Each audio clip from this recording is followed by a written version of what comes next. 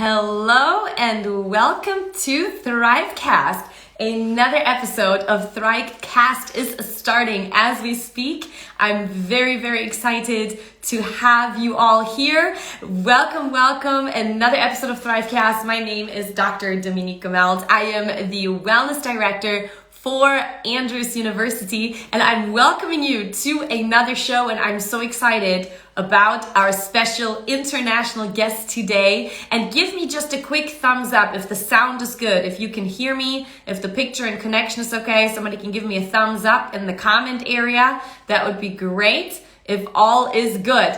Whoever you are, wherever you're joining from, welcome. If you're an Andrews University student, then you are in the right place, because if you stay tuned with us and you watch this, then you will be able to obtain co-curricular credit at the end. And we will post the link for co-curricular credit in the bio of the Andrews University Instagram page. So all is perfect. Thank you guys for your thumbs up that you can hear me well. Please feel free to invite your friends by using the little airplane mode sign on the bottom right. Invite them, because you do not want to miss today's episode with our special guest who I'm about to invite onto this show. While I do this, why don't you type into the chat where you are joining us from? What country, what city, where are you from? Put it down. I want to see every single one of you that's on the program. Where are you from? Yes, put it down, and we will see who is on this audience today. And again, if you're an Andrews University student, you'll be able to get co-curricular credit, and thank you for the note in the chat as well. So write down where you're from. I'd love to see what country you're from. Here we go. Panama is in the house. Beautiful. Who else do we have? Where else are you from, guys? What countries do we have that are represented today? I'll be curious to read. We've got Brazil, Sao Paulo. It is good to see you. Yay, welcome. Fantastic. We've got Apopka, Florida. Welcome, Florida. Good to see you. I see Canada just joined. Welcome to Canada. Wherever you're from, please put it into the chat. And I am about to invite our guest to the show.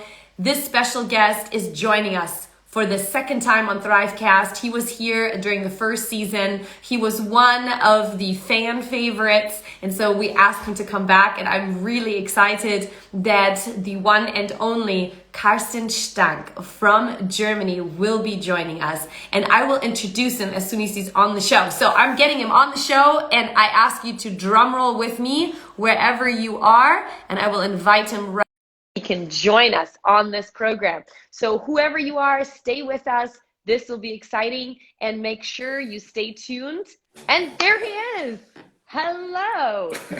I have these double glasses because I have this light ring. I have to put on my glasses. Hi. Hi. Well, you know what? All of that is fine. You can wear your glasses or not. That's up to you. But either way, I'm really excited, Karsten, that you once again have taken time out of your very busy schedule to join us on veCast all the way from Germany. Thank you very much for having me. It's a pleasure, really. Thank you. And I just announced you to our audience. There's more people joining as we speak. So welcome to every single person joining us. Please stay here. We are about to launch into an exciting conversation. Yeah, please stay. We need people to listen. Yeah. Please stay. Yes. And invite all your friends to still join us. Remember, if you are a student at Andrews University, you can stay tuned and at the end get the link to earn co-curricular credit. So I'm super excited to have you here, Karsten. I'm sorry. Technical difficulties. We're just trying on glasses and taking them off. Oh, that's so funny. It really looks like as if I have smoked something. Yeah, you have little rings in your eyes. Yeah. That's the light rings for us. But works like this. Yeah. So my first question really to you is, Karsten, so that people that are here, that are seeing you for the first time, tell us maybe in a minute or so something about yourself. Who are you? What do you do? Anything you like to share for the audience so they can get to know you a little bit. Yeah, I'm Karsten, and I'm a Nevertheless pastor and a family therapist in Hanover, Northern Germany. Mm-hmm. I'm 51. I'm married. This year we have our silver anniversary, 25 years, with my wonderful wife, Rachel. Brilliant. And we've 2 kids. Our older daughter is 19. She has just moved out in summer, Okay. which is hurtful actually because she moved out. But as she's just living like 10 minutes driving away from our house, it's okay and survivable. And Wonderful. our younger daughter, she's 15. She's still at home, which is perfect. And yeah, I do a lot counseling with couples, families, and individuals. As the Adventist Conference here in Northern Germany, we have started a counseling center 2.5 years ago, which my wife and me are responsible for. And I love talking with people, and it is really something very special to experience the people share their intimate stories. Yeah. And we can talk about it, ask questions, pray about it, and see if things, get back on track, back on ways. I'm very thankful for this opportunity. Brilliant. That's beautiful. And it is such important work, such an important thing to have available. But before I go on, did you see both of your daughters said, "Hey, Daddy"? Did you see that? No, I just saw that my both of your daughters, and they were so sweeties. cute, and they both said "Hi, Daddy" on there, so that was really cute. So, well, anyways, it's great to have you. Your expertise really goes across so many areas when it comes to emotional, mental well-being, spiritual well-being, and just like you said, you have accompanied many people, and it is a privilege to have you here to share some of your expertise as we are together through ThriveCast, aiming to help people around the world to catch a few glimpses of impulses, of motivation, inspiration that hopefully can nudge each one of us to improve their life piece by piece. And that's what we're doing here. And that's why I'm so glad that you are here and to enrich this community that's listening either live or recorded after on what we're about to talk about. But as it is my custom, I always have to ask our guests 3 questions that are on personal nature before we jump into the topic, but that's good because then people can get to know you a little bit more and they can ask themselves those questions too, which might be kind of fun. So are you ready? I am. And prepared. That's good. Prepared. We got the questions yesterday. Yeah. So we just told them. I'm sorry. Okay. I'm trying to be spontaneous. Oh no, it's all fine. It's all fine. Okay. So either way, all the audience listening, you guys can ask yourself this question too. I think they're kind of fun and it helps us to maybe even expand our minds just a little bit more. So first question, just a fun question. What is your favorite city in the world and why? Pretty much the city where I'm living in, Hanover, here in Northern Germany. We have about 600,000 people living here. Hanover is about 2 hours south from Hamburg. Hamburg is, people know Hamburg, and about three hours west from Berlin.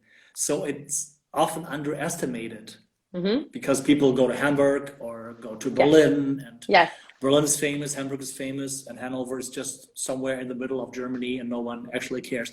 And this is what I like about it. People say, even in Germany, people say, Hanover is, the people there are, nothing is happening there, and we don't have special cultural highlights. And this is what I like, living in a normal city, which is big enough to have this city feeling. We live in the middle of the city, and still small enough to be understandable.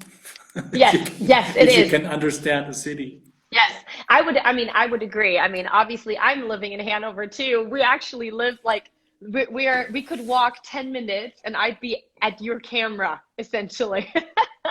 So, you could make it in 9 minutes, actually. I could make it in 9 minutes. So that's actually a really fun thing. Okay, second question for you. So for all people who don't know Hanover, Google it so you know where it is. And it'll maybe open your mind to a new city in Germany, okay? Question number 2, Karsten. Who is a person in your life that has made a great impact and why? My wife, Rachel. Right. And I'm not saying that because it's romantic to say it.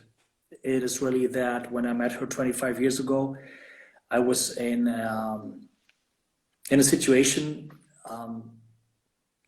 pretty crisis-like. Mm-hmm. And from the first moment on, I met someone who understands, who wants to know about me openly, empathic, Mm-hmm. and someone who still is. She's my biggest fan and my biggest critique. Yeah. And the way how she says things, the way how we share life is very straight and very clear, never losing this connection. I had often experienced, but I still often experience that when people get into critical, problematic situations, they are losing connection. Yeah. And Rachel is someone who never loses connection, and I'm very, very thankful for that.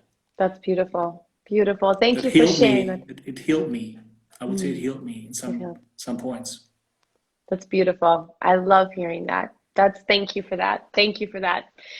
Okay, so the third question I have for you is, what is one thing that is on your bucket list that you have not done and that you plan to do in your life?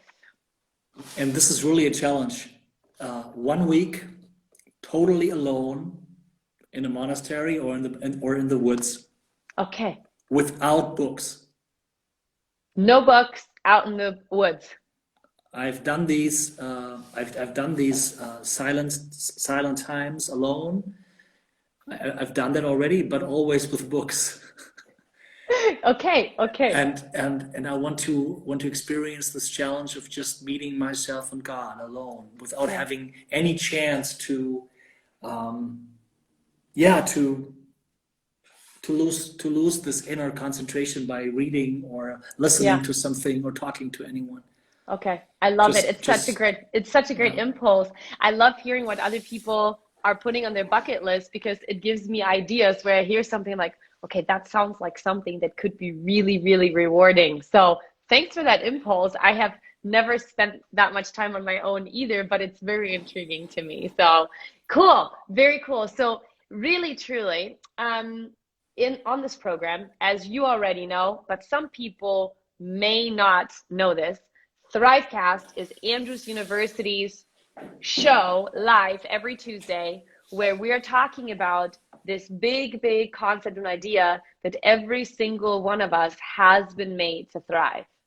We believe innately that every person can thrive, regardless of the circumstances or what has happened. We all have been created to thrive. And within that big picture, we have ThriveCast to explore the various different areas within this big notion of that we've been made to thrive, to find elements in our lives that we can perhaps grow, areas that we can perhaps make positive changes, areas where we can perhaps say that's something we haven't thought about, so that we can contribute to this creation of thriving that is already there within us, that we can help unleash or bloom.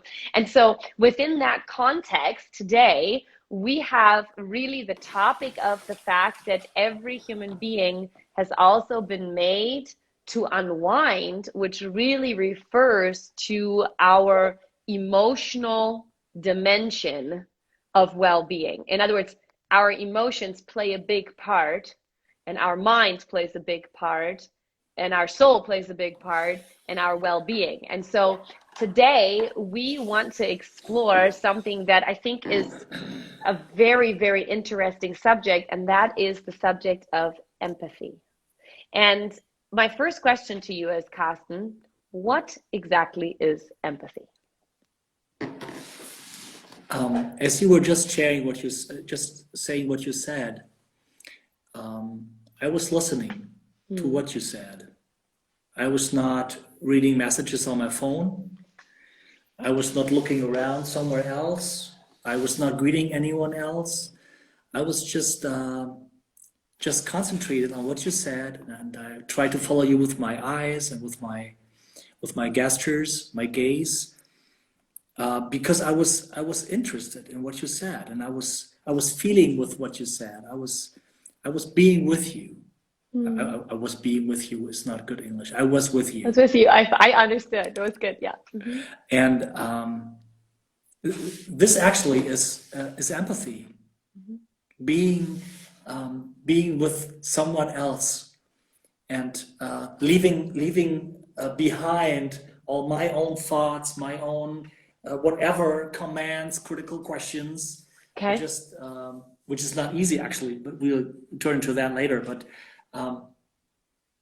so that the person I'm talking with, it feels like we are swinging together, we are in a flow. When people are empathic with me and listen to me, I feel I get space and I start talking even more. And people like say, yeah, okay, that's interesting. Maybe they ask a question which is with me, or a question that comes from them, and it gives me a feeling of being safe, of being wanted, Yeah. of being important, of being important. Okay. Okay. Those are really like there was a lot in that. That is so cool. There's things I haven't really captured that way, but like you said, it gives you the feeling of being important and wanted and that, okay. So within empathy then, or empathy is this big term, are there different components of empathy, or are there different aspects or levels of empathy? I don't know. Do you know what I'm asking? I guess I do.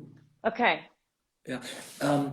I would like to point out that empathy does not only have an emotional component.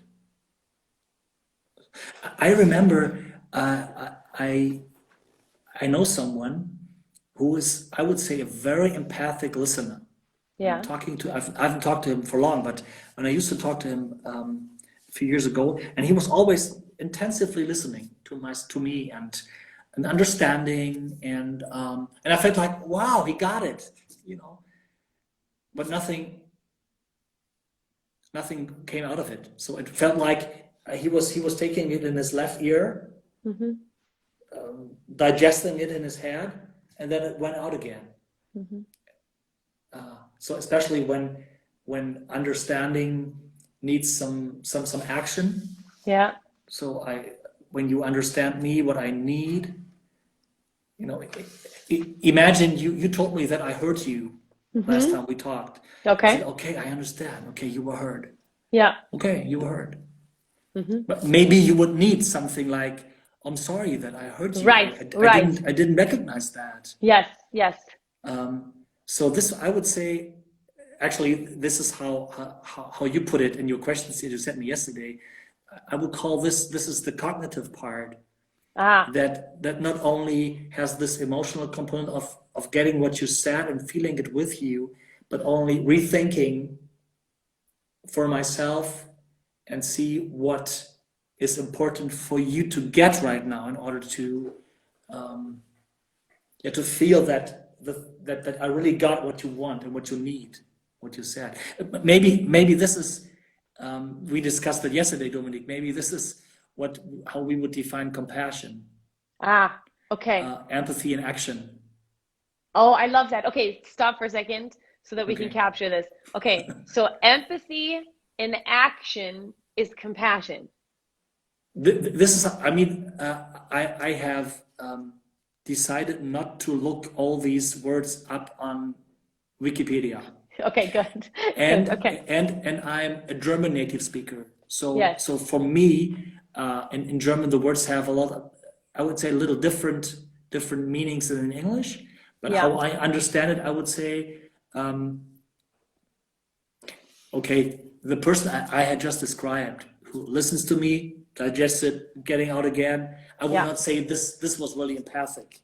I would call it fake empathy or something like that. Yes, right. But, because like you said, if somebody just, well, I hear what you're saying, but there's no action that follows it, but it actually prompts that based on what happened, then is that really empathy?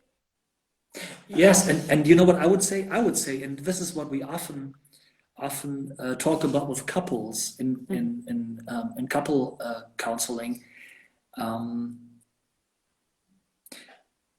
when I listen to you and I have a feeling of being empathic, it's not me to decide that, but you. Okay. Because when I feel I'm listening so wonderfully to you and I'm open, but this gaze that I think I have is not transported over to you. There's something wrong. So I need your feedback to tell me, how do you feel that I am listening to you? Yeah. How do you feel that I really try to understand what you mean? Yeah. So I would say empathy. We have to be humble with that. Use this old spiritual word. You need to be humble with that and not go along and say, "I'm so empathic." I listen to the people, and I've always been listening to you, and you don't get it. It's me to ask you, how do you feel that I am compassionate, that I am empathic with you? Okay. And then be open. I'm sorry. And then be open, even for critique. And then it's your job. Then it's your job to say, okay, the way how I just corrected you. Do you feel that was empathic, or was it just rude? Right. So I would say the definition of empathy from relationship to relationship is, finding an explanation together. Interesting. Okay. Very, very cool. So really, truly, then just grabbing onto a few things you mentioned earlier, there is a cognitive component to it because you do have to capture something is going on with the other person, but there's the emotional component, because if you only understand it from here, that's one element, but if you're actually empathic, something that's coming from here, and then working together and figuring out if that empathy you're providing for the other person is actually arriving as empathy, and there could be a process of communication to really situate the empathy in a way that is received or helpful. Perfect, and that's very important for me to point out, because I myself, I'm a very emotional, very open person, and so people could easily feel, oh, this man really listens, he's empathic, and but there are also people who are not like that, who are more shy, more introverted, and they might not show their empathy that intensively on the outside, but they are still empathic. Yeah. And I want to value that. Yeah. Okay. It's not just this, right. But it's exactly this real, this real hard thing. Yeah. That might not always show in the way you watch or look at anyone. That's really good. So it gives us really something to consider when we think about this empathy, and I am curious with going a little further. So we're talking about this in the context of well-being. Where does empathy fit in to this to this notion of well-being? In other words, what are the positive benefits from being empathetic or being compassionate toward? Is there a connection between your own emotional well-being and expressing empathy? Oh yes, we all need to be seen. We all need the feeling of being someone, of being recognized, being acknowledged by other people, and empathy does exactly that. So when I remember, this is a pretty hard thing for me as a pastor after the church service. Yeah. These days it's a little easier because we are meeting on Zoom because of the pandemic. But but so many people after church standing at the door and saying goodbye and God bless you to the people, and I've very much at the beginning of my ministry, I've recognized that people are really checking if I see them or not. So when I talk to someone and I really want to take the time to talk to someone. Yeah. I decide to go somewhere else and talk to this person until I just have 4 or 5 minutes. But I don't start talking and then, oh, hi, well, good to meet you. Okay, I'm sorry. Yeah. You know? Yeah. Yeah. And this does a lot have to be with well-being. Because it is so important that that we feel that we are being seen, Yeah. that we are not invisible. Yeah. And the other thing is the reciprocity. You know, it is a wonderful thing when people are happy that I listen to them. Yes. It is a wonderful thing when people feel understood. Yeah. It is a wonderful thing if people say, "Oh, thank you that I had the room to talk." Yes. Or the other way around. It is so good to feel being seen. For me, as I just said, when someone is listening to me in an empathic way and really openly, actively listening to me, I feel I get space. I can talk. I feel valuable, and that's so important for our well-being. Yes. So important for our well-being. And right here, is it okay when I'm just talking? Yes. Yeah. Yes. Right here, another important thing in well-being is being empathic with myself. Okay. Interesting. Because it's not only about others, it's also about myself. As footnote, as I think most of the time we act unto others like we act unto ourselves. Ooh, okay. Okay. So go on. Yeah. How am I talking to myself when I do things that I think like, oh my goodness, why did I do that? What do I do when I have planned not to get into stress with all the things I have planned for today? And I again experience, oh yes, my plan is too full and I'm rushing and I'm coming late. The others might not be sad about that, but how about the messages I'm giving myself on these situations? This would be a good thing for every one of us listening right now and watching this one. When you do something where you are not satisfied with yourself, what is the message that you are giving to yourself? Yeah. Oh, I again did it. Oh, I'm so, yeah, I don't know all these words in English. I know them in German. But you know, in your language, all these bad words you are calling yourself. Yeah. I know exactly what you're talking about because obviously we communicate with ourselves all day long, whether we realize this or not. Yeah, But we do. Yeah, perfect. That's right. We give ourselves feedback to everything, and many times we do it very subconsciously or unknowingly. Yes, And we do. what you are saying, just to capture that, how we communicate to ourselves Yeah. is often also how we communicate to other people, and how we think of other people or what we expect from other people is what we communicate with ourselves. It's like we project ourselves onto other people because that's what we do, essentially. Yeah, absolutely. Which has two sides actually. Okay. Some people don't like themselves and they behave like they don't like anyone. Yes. I'm an example for people who do it the other way around. Okay. I'm very, very strict and critical with myself, Yeah. but very open and without very few critique towards others. Yeah. So if I would handle myself like I handled you, I'd be so happy. And I'm learning it. And Okay. I'm learning it.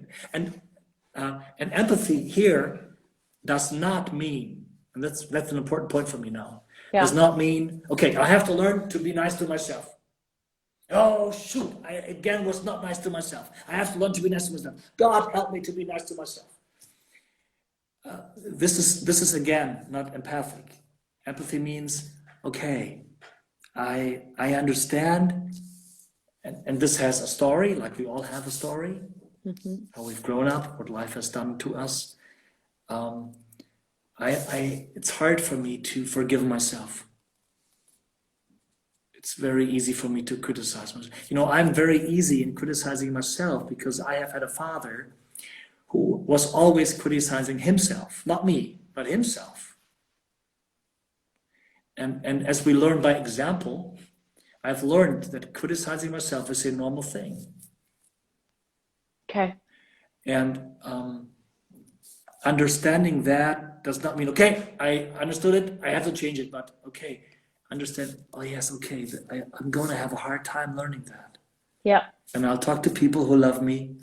I'll go to a therapist when it's too straight and too strong. I'll read books about it, and I'll try to learn to understand, okay, why do I criticize myself? And how could I find how could I change my hard gaze towards myself into a softer gaze, watching myself from the outside and understanding what I need in this self-messaging thing. That's beautiful. And a couple of people here, I don't want to miss the comments, but I think you answered it. One of the questions was, what comes first is being empathetic for ourselves so we can give the empathy to others. I mean, that's what we were just talking about, essentially, right? And again, it relates to this question somebody had. So when there's no relationship, there's no empathy. Well, no, there is, because even with ourselves, I mean, that's a part of that. So yeah, those were good questions. So, wow, okay. So this is so important because, like you just said, empathy to self is so much more than just saying, okay, this is just how it's going to, I mean, with a legitimate empathy that comes from the heart should be, this sentence, when I first really intentionally learned exactly what you were talking about, what helped me often to understand how to express empathy for myself, and it's still something that I continue to struggle with, but the sentence, be kind to yourself. Yeah. This word kindness to me, in English in particular, expresses this. If you're kind to yourself, you're expressing that empathy to yourself. So I think kindness is another word that sort of maybe plays into that, into this word puzzle. Absolutely. That we're working with. Yeah, very good. Yeah, being kind. Yeah. And being kind to ourselves does not mean that we say everything that we do is good. Being kind does not mean that we are never criticizing ourselves. We are after asking ourselves. Right. Especially when I just said, I ask God to change me because I'm not like I want me to be. I also ask God, what is it that you want to change in my life? Yes. And I know when there is anyone who is personified compassion, it is Jesus. Yeah. Accepting, understanding, not judging, and in all this, staying clear in his values. That is brilliant. That is such a brilliant sentence. And staying clear in his values. That was good. I like that. So, okay. So empathy.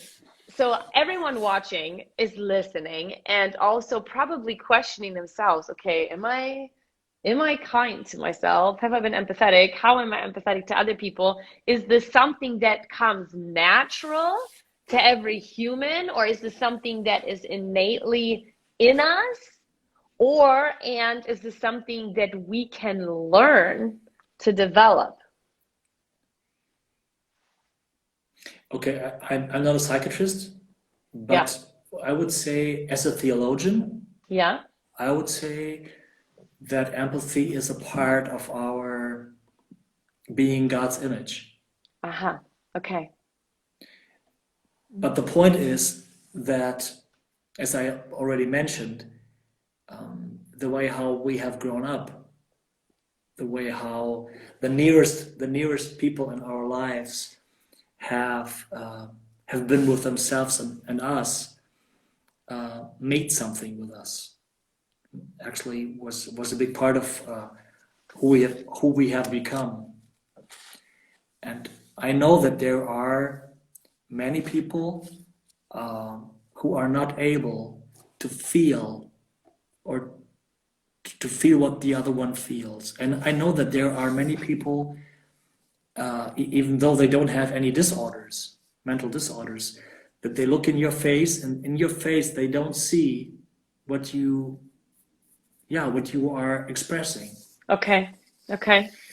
And some people might be able to learn it and to train it. So I will say something to that. I think it is possible to train it.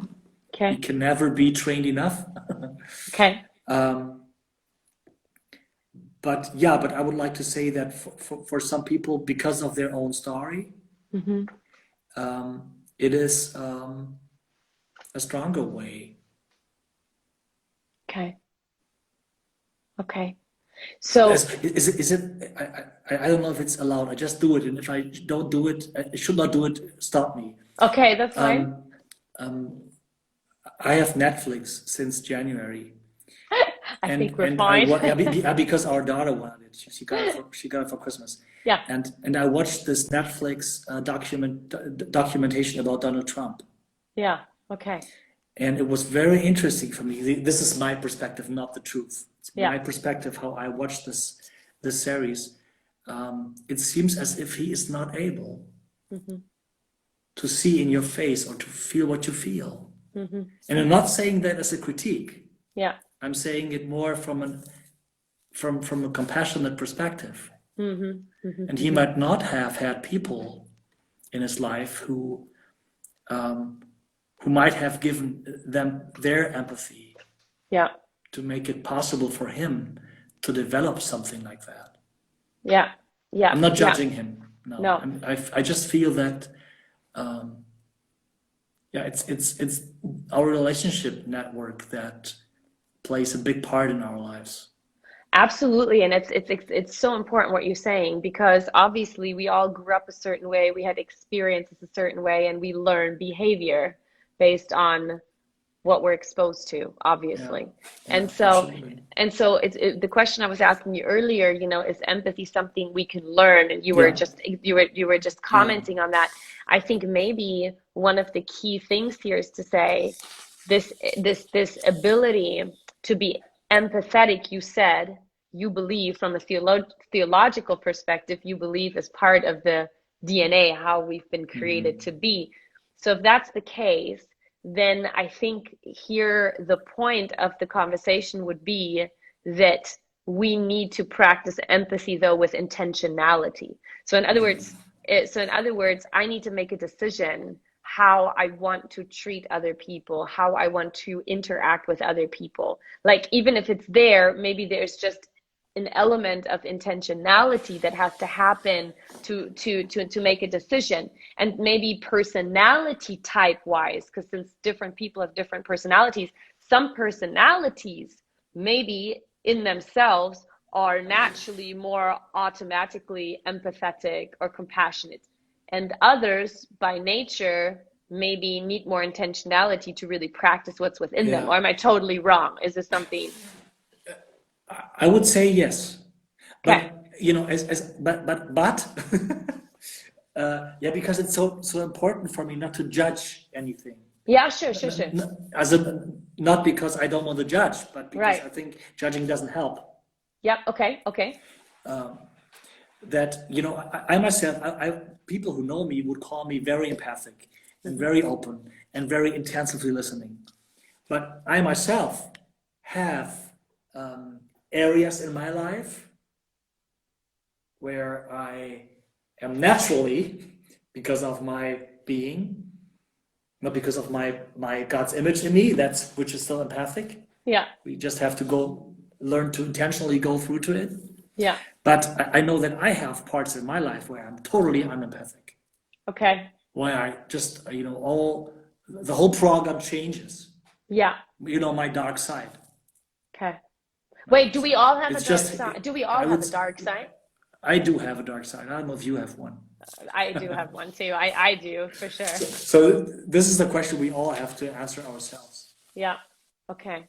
But That this makes dark sense. side, but this, I would say that this dark side is because of injuries and hurt that we have experienced in our lives. Okay. And we are trying to. Okay, this is another topic. I'm sorry.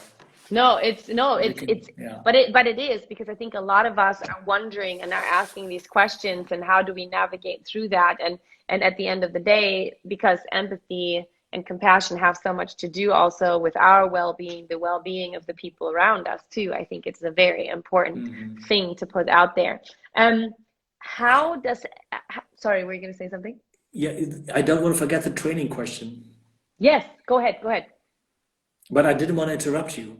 No, please go ahead. You are the guest. You get to interrupt sorry. me anytime. No, that's good. As I don't have a watch, okay, we have time until? We have another about 4 minutes. Is that true? Okay, Yes. Then I have to go. I want to share a story. Yes, a story please. that I've heard from John Halifax in a podcast last week. Okay. And maybe Americans among us might know the story because it might be one of the American stories, but for me it was new. It's about a Lutheran Reform pastor and political activist during the Vietnam War. His name is A.J. Musty. Okay. And this A.J. Musty, during the Vietnam War, used to, every night, stand before the White House in Washington, D.C. with a candle in his hand. And most of the nights he was standing there alone. And one night a reporter came and interviewed him and said, "Mr. Musty, why are you standing here every night so solemn with your candle before the White House? Do you really think you can change this country's politics by that?" And he said, "Oh no, it's not about changing the country. I'm standing here so that the country does not change me." Oh, wow. Okay. And that touched me.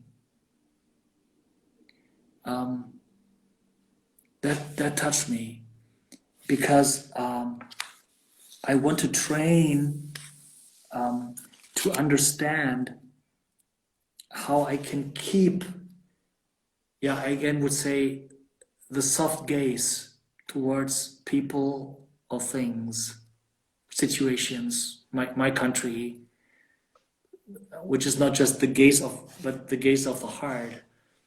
And okay, you said 4 minutes. Yeah. And I think we need rituals, and this Mr. Musty has invented a wonderful ritual that help us understand what do I need to keep up to this intention. Thank you for this word intention. That was perfect. To keep up this intentional of being empathic. And another very important thing, training empathy. When you talk to someone, just explore yourself. Are you with your whole body with this person, or are you turned away a little bit?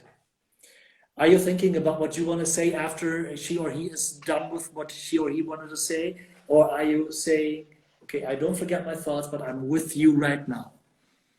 Are you really with the person? Are you actively listening with your eyes, with the way you're nodding? These things are easily to be trained, even at the cash counter at the supermarket. Yeah. So sorry, really quick. What I'm hearing you say, as it pertains to if someone's wondering how to maybe self-check one's ability to practice empathy, one of the ways is to really check in to see if you're present, fully present. Perfect. With the person that is in front of you, regardless of the situation, whether it's at the store or anywhere else. Are you really present with them? Are you intentional about recognizing what's going on with them? Yes. Yeah. I think so that's a great way. Thank you for putting it that way. Presence is the right word. Yeah. Okay. That's great though, because that is a really key tip as we wrap this up about this subject of empathy and compassion. And I'll give you the last word. So in a minute, you can say anything else you want to say that's important. So feel free to go for it. But I love this. I love that we have gone a little deeper into what empathy really is, and that there's a direct connection to our well-being and the well-being of others, and that there are different elements of empathy we need to recognize, from the cognitive part to the emotional and compassionate part that you earlier talked about is defined in our own words or your words as empathy in action, which is the next step beyond empathy. And that really one of the things we can all do starting today with intentionality is to check, are we really present within the moments where we interact with others, whether it's on the screen or whether it's real in real life? And also to check in with ourselves. Are we present with ourselves? Sure. Yeah, and that's what I wanted to say as last words. You can. I always say genau. That's German. Yeah, that's right. When you're walking in the streets, or you have to wait somewhere at the signal, or at the doctor's, or at the cash counter, just feel for a few seconds. How do I feel? What do I think? What does my body say? Yeah. And then, if you are like me, getting very impatient because you have to wait so long, and 2 minutes feel like 20 hours, start watching the people. And I do that, and say a short blessing. May you be happy. May you feel the love of Jesus. I don't know this person, but I don't say that loud. Don't be afraid. Yeah. You say it for yourself. I say it in my spirit. That's right. Yeah. Okay. So seeing myself, feeling myself, recognizing, being present. Thank you for this word. Being present with myself, and then if I have some more minutes, being present with the others. May you be happy. May you feel the peace of Jesus. This helps my impatience when I have to wait, and helps me to be happy when I'm getting Absolutely. Absolutely. And I thank you for all that you shared. And we're just scratching again the surface of a topic that is so deep and that can go deeper. But I love that you mentioned the greatest example of compassion, Jesus. You mentioned it earlier already. But is there anything else you'd like to say in closing? Okay, that was it. Thank you very much, everyone, for being part of this talk. Absolutely. Thank you. May you be happy, and may you all feel the love of Jesus and the peace of Jesus in all your doings and not doings. Thank you so much for that last word. I love that. Thank you for all of the viewers live or on the recording. And remember, if you are an Andrews University student, you can get co-curricular credit. The link is available on the Andrews University Instagram account. The link is in the bio. Click on it and make sure you obtain it. Thank you for being here. Thank you, Karsten, for your time and your expertise. And thank you very much for your time and your expertise.